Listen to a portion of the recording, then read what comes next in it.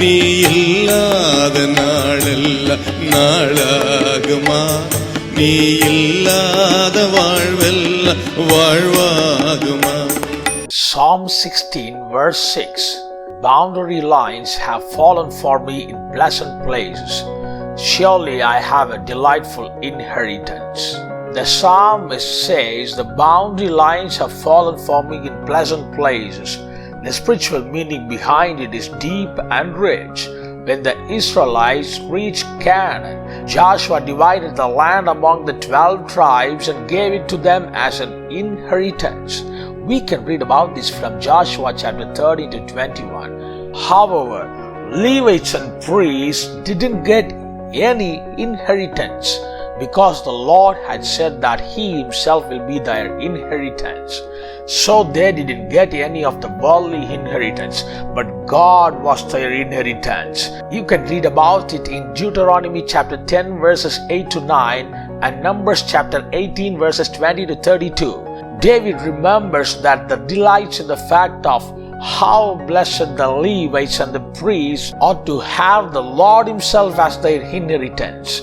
Then he reflects on his inheritance, not the kingdom or the palace made with woods from cedar trees or gold or any material of this world. He says, Lord, you alone are my portion and my cup. Hallelujah! After that he says, the boundary lines have fallen for me in pleasant places.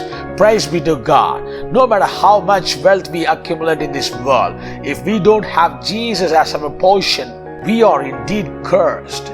Even if we had big houses, a secure job with 6 or 7 figured salaries, a car and family properties, and didn't have Jesus in our lives, life is not really blessed. At the same time, even if someone doesn't have anything but God's presence, His glory, joy that comes from salvation through Jesus Christ, the person is considered blessed and prosperous. This is the biggest happiness and joy in this world. The verse we read, Psalm 16 verse 6, was written by a man who experienced such God's presence and glory. I have a delightful inheritance. Lord is my portion. Hallelujah! Dear children of God listening to this, let God be our inheritance. Let the peace, joy, and happiness He has given be our riches and prosperity.